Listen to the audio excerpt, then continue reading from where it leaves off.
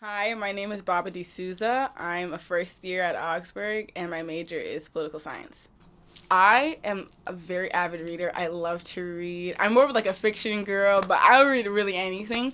So, and the first banned book I read was To Kill a Mockingbird. And I really, really loved that book, honestly, like the parallel universes that was in that book and the language that she used. I just love the story, and it made me wonder like why this is banned. And so then I did some research, and like being a poli sci major, like knowing the politics of like what is being taught in schools right now and how they're taking away like really good learning experiences that you can learn from books away from kids or children or people my age too. I think it's just like, personally, I think it's ridiculous. So that's why I decided to participate in this. I'll be reading The Stars and the Blackness Between Them by Juanita Petrus. Prologue. We outsmarted Oblivion 7 times in a row and made it look like jazz with no chains, like shaking our butt with no shame. We moonwalked past the ghosts of this living world. We decided to free ourselves out of the estranged strangling of this reality. We swan dived and centered in our magic. We found an eternal life that couldn't understand prisons or any other enslavement. We was not at the frequency that would catch or contort our souls. It wasn't easy, but destiny's destiny. Our bodies levitated by the stardust of the ancestors in our bones. Our ecstasy got divined in limitless existence. This is how we figured it out.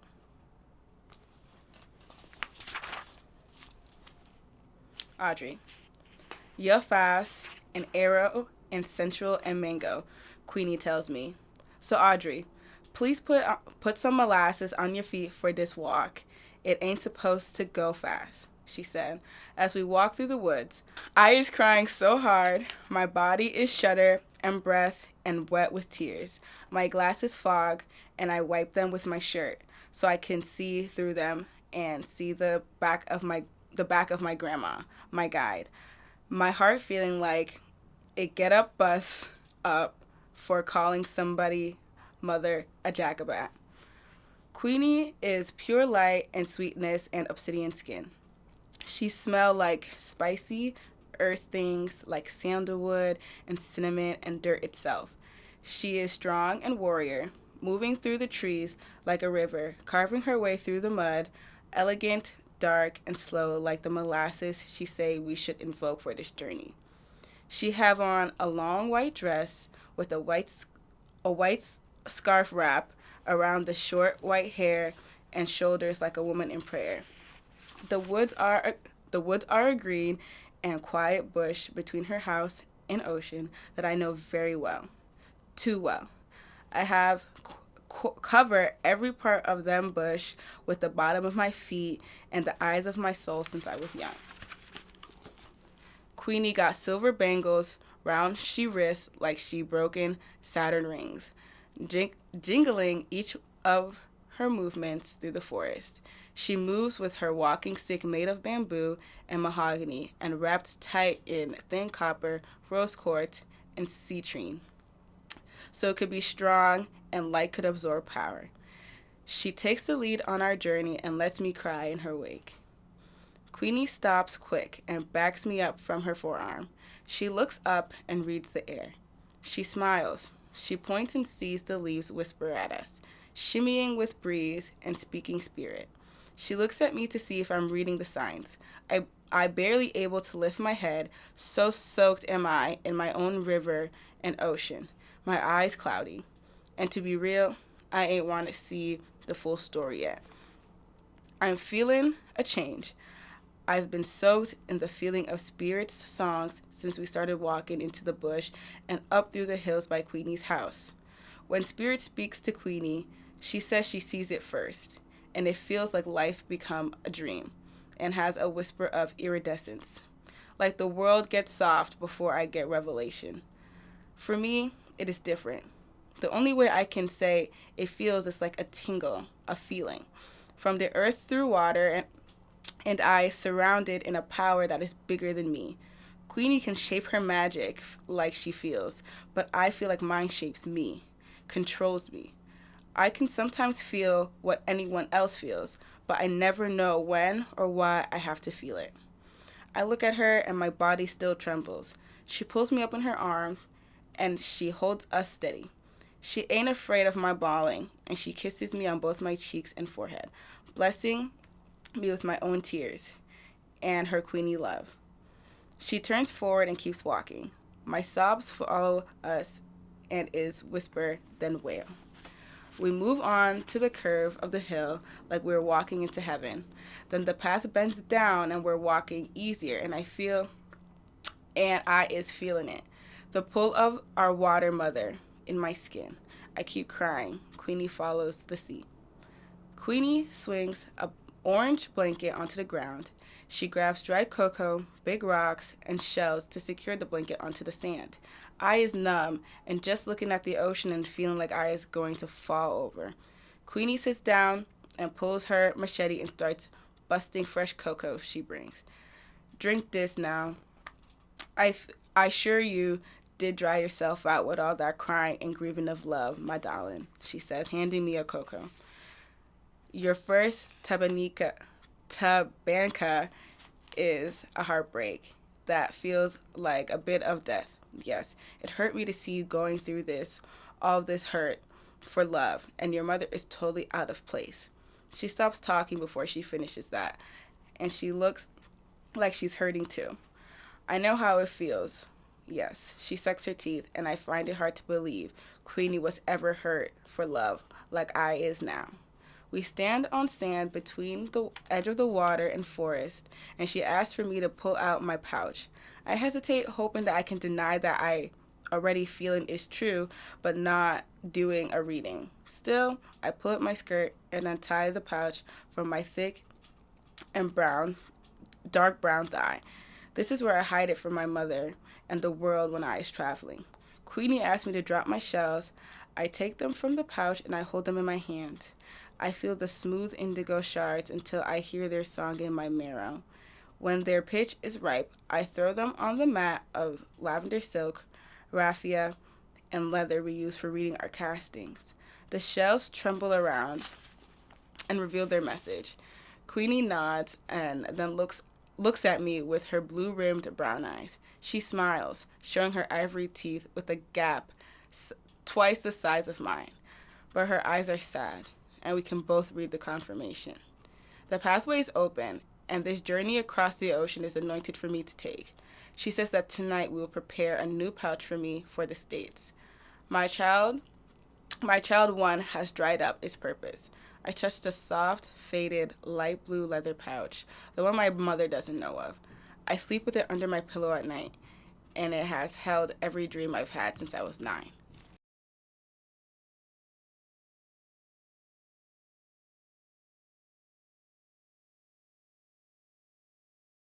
I'm Chris Sanders. I use they, them pronouns, and I'm a senior McAllister student, American Studies and Educational Studies double major. I'll be reading The New Jim Crow, Mass Incarceration and the Age of Colorblindness by Michelle Alexander. I will be reading from the introduction. Jarvis Cotton could not vote. Like his father, grandfather, great-grandfather, and great-great-grandfather, he has been denied the right to participate in our electoral democracy. Cotton's family tree tells the story of several generations of black men who were born in the United States, but who were denied the most basic freedom that democracy promises: the freedom to vote for those who will make the rules and laws that govern one's life. Cotton's great-grandfather could not vote as a slave. His great-grandfather was beaten to death by the Ku Klux Klan for attempting to vote. His grandfather was prevented from voting by Klan intimidation. His father was barred from voting by poll taxes and literacy tests. Today, Jarvis Cotton cannot vote because he, like many other black men in the United States, have been labeled a felon and is currently on parole. Cotton's story illustrates in many respects the old adage, the more things change, the more they remain the same. In each generation, new tactics have been used for achieving the same goals shared by the Founding Fathers. Denying African American citizenship was deemed essential to the formation of the original Union. Hundreds of years later, America is still not an egalitarian democracy. The arguments and rationalizations that have been trotted out in support of racial exclusion and discrimination in its various forms have changed and evolved, but the outcome has remained largely the same.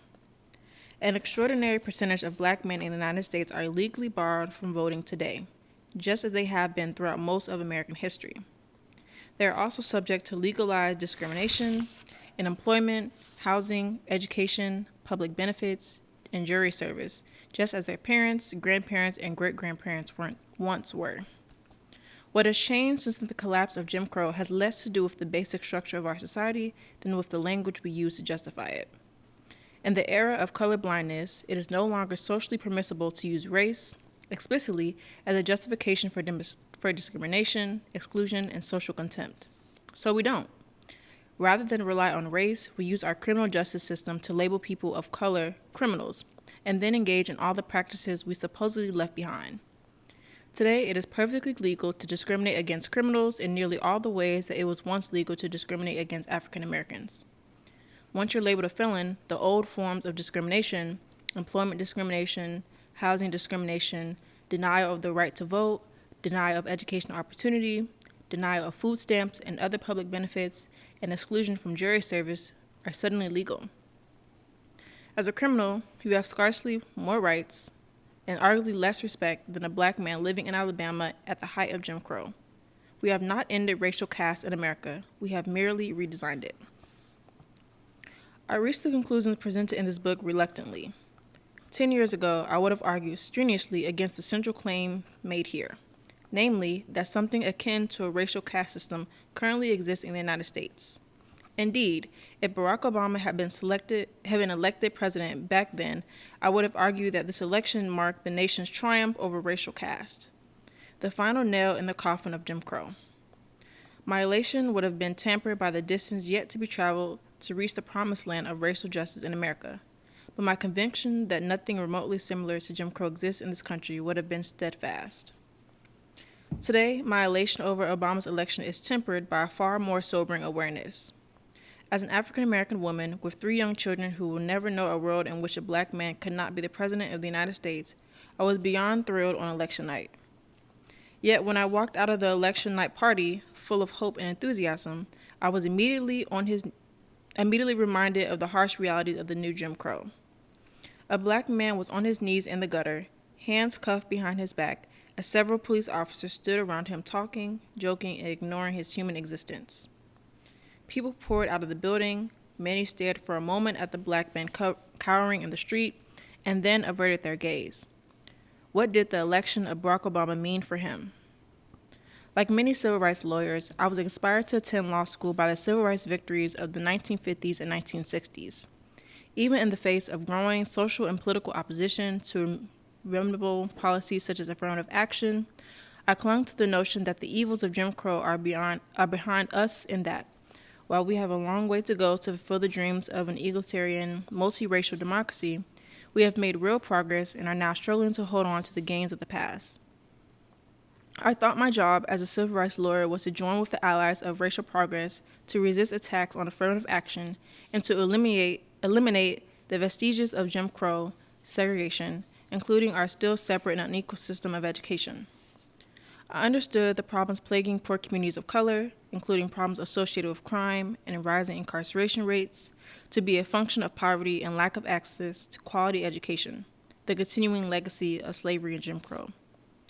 Never did I seriously consider the possibility that a new racial caste system was operating in this country. The new system had been developed and implemented swiftly, and it was largely invisible, even to people like me, who spent most of their working hours fighting for justice. I first encountered the idea of a new racial caste system more than a decade ago, when a bright orange poster caught my eye. I was rushing to catch the bus, and I noticed a sign stapled to a telephone pole that screamed in large bold print, "The drug war is a new Jim Crow." I paused for a moment and skimmed the rest of the flyer. Some radical group was holding a community meeting about police brutality, the new 3 strikes law in California, and the expansion of America's prison system. The meeting was being held at a small community church a few blocks away. It had seating capacity for no more than 50 people. I sighed and muttered to myself something like, yeah, the criminal justice system is racist in many ways, but it really doesn't help to make such an absurd comparison. People would just think you're crazy. I then crossed the street and hopped on the bus. I was headed to my new job, director of the Racial Justice Project at the American Civil Liberties Union, ACLU, in Northern California. When I began my work at the ACLU, I assumed that the criminal justice system had problems of racial biases, more in the same way that all major institutions in our society are plagued with problems associated with conscious and unconscious bias. As a lawyer who had litigated numerous class action employment discrimination cases, I understood well the many ways in which racial stereotyping can permeate subjective decision-making processes at all levels of an organization, with devastating consequences. I was familiar with the challenges associated with reforming institutions in which racial stratification is thought to be normal, the natural consequences of differences in education, culture, motivation, and still, some believe, in an innate ability. While at the ACLU, I shifted my focus from employment discrimination to criminal justice reform and dedicated myself to the task of working with others to identify and eliminate racial biases whenever and wherever it reared its ugly head. By the time I left the ACLU, I had come to suspect that I was wrong about the criminal justice system. It was not just another institution infected with racial biases, but rather a different beast entirely. The activists who posted the sign on the telephone pole were not crazy, nor were the smattering of lawyers and advocates around the country who were beginning to connect the dots between our current system of mass incarceration and earlier forms of social control. Quite belatedly, I came to see that mass incarceration in the United States had, in fact, emerged as a stunningly comprehensive and well-disguised system of racialized social control that functions in a manner strikingly similar to Jim Crow. In my experience, people who have been incarcerated rarely have difficulty identifying the parallels between these systems of social control. Once they are released, they are often denied the right to vote, excluded from juries, and relegated to a racially segregated and subordinate existence. Through a web of laws, regulation, and informal rules, all of which are powerfully enforced by social stigma, they are confined to the margins of the mainstream society and denied access to the mainstream economy. They are legally denied the ability to obtain employment, housing, and public benefits, much as African Americans were once forced into a segregated second-class citizenship in the Jim Crow era. Those of us who have viewed that world from a comfortable distance, yet sympathize with the plight of the so-called underclass, tend to interpret the experience of those caught up in the criminal justice system primarily through the lens of popularized social science, attributing the staggering increase in incarceration rates in communities of color to the predictable, though unfortunate, consequences of poverty, racial segregation, unequal educational opportunities, and the presumed realities of the drug market, including the mistaken belief that most drug dealers are black or brown. Occasionally, in the course of my work, someone would make a remark suggesting that perhaps the war on drugs is a racist conspiracy to put blacks back in their place. This type of remark was invariably accompanied by nervous laughter, intended to convey the impression that although the idea had crossed their minds, it was not an idea a reasonable person would take seriously. Most people assume the war on drugs was launched in response to the crisis caused by crack cocaine in inner city neighborhoods. This view holds that the racial disparities in drug convictions and sentences, as well as the rapid explosion of the prison population, reflect nothing more than the government's zealous but benign efforts to address rampant drug crime in poor minority neighborhoods. This view, while understandable given the sensationalized media coverage of crack in the 1980s and 1990s, is simply wrong. While it is true that the publicity surrounding crack cocaine led to a dramatic increase in funding for the drug war, as well as to sentencing policies that greatly exacerbated racial disparities in incarceration rates, there is no truth to the notion that the war on drugs was launched in response to crack cocaine. President Ronald Reagan officially announced the current drug war in 1982, before crack became an issue in the media or a crisis in poor black neighborhoods. A few years after the drug war was declared, crack began to spread rapidly in the poor black neighborhoods of Los Angeles and later emerged in cities across the country. The Reagan administration hired staff to publicize the emergence of crack cocaine in 1985 as part of a strategic effort to build public and legislative support for the war. The media campaign was an extraordinary success. Almost overnight, the media was saturated with images of black crack whores, drug dealers, and crack babies. Images that seemed to confirm the worst negative racial stereotypes about impoverished inner city residents. The media bonanza surrounding the new demon drug helped to catapult the war on drugs from an ambitious federal policy to an actual war. The timing of the crack crisis helped to fuel conspiracy theories and general speculation in poor black communities that the war on drugs was part of a genocidal plan by the government to destroy black people in the United States. From the outset, stories circulated on the street that crack and other drugs were being brought into black neighborhoods by the CIA. Eventually, even the Urban League came to take the claims of genocide seriously. In its 1990 report, The State of Black America, it stated, "There is at least one concept that must be recognized if one is to see the pervasive and insidious nature of the drug problem for the African American community. Though difficult to accept, that is the concept of genocide." While the conspiracy theories were initially dismissed as far-fetched, if not downright loony, the word on the street turned out to be right, at least to a point. The CIA admitted in 1998 that guerrilla armies actively supported the Nicaragua were smuggling illegal drugs into the United States, drugs that were making their way onto the streets of inner-city black neighborhoods in the form of crack cocaine. The CIA also admitted that in the midst of the war on drugs, it blocked law enforcement efforts to investigate illegal drug networks that were helping to fund its covert war in Nicaragua.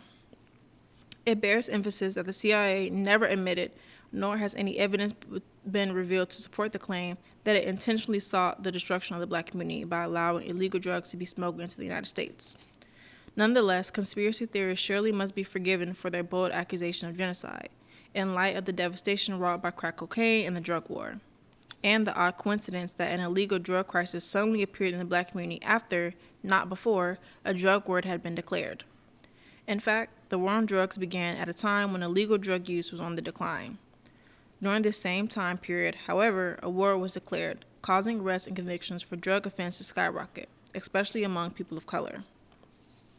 The impact of the drug war has been astounding. In less than 30 years, the U.S. penal population exploded from around 300,000 to more than 2 million, with drug convictions accounting for the majority of the increase. The United States now has the highest rate of incarceration in the world, dwarfing the rates of nearly every developed country, even surpassing those in highly repressive regimes like Russia, Canada, and Iran. In Germany, 93 people are in prison for every 100,000 adults and children. In the United States, the rate is roughly 8 times that, or 750 per 100,000. The racial dimension of mass incarceration is its most striking feature. No other country in the world imprisons so many of its racial or ethnic minorities. The United States imprisons a larger percentage of its black population than South Africa did at the height of apartheid. In Washington, D.C., our nation's capital, it is estimated that 3 out of 4 young black men, and nearly all of those in the poorest neighborhoods, can expect to serve time in prison. Similar rates of incarceration can be found in black communities across America. These stark racial disparities cannot be explained by rates of drug crime. Studies show that people of all colors use and sell illegal drugs in remarkably similar rates. If there are significant differences in the surveys to be found, they frequently suggest that whites, particularly white youth, are more likely to engage in drug crime than people of color. That is not what one would guess, however, when entering our nation's prisons and jails, which are overflowing with black and brown drug offenders. In some states, black men have been admitted to prison on drug charges at rates 20 to 50 times greater than those of white men. And in major cities racked by the drug war, as many as 80% of young African American men now have criminal records and are thus subject to legalized discrimination for the rest of their lives. These young men are part of a growing undercast, permanently locked up and locked out of mainstream society.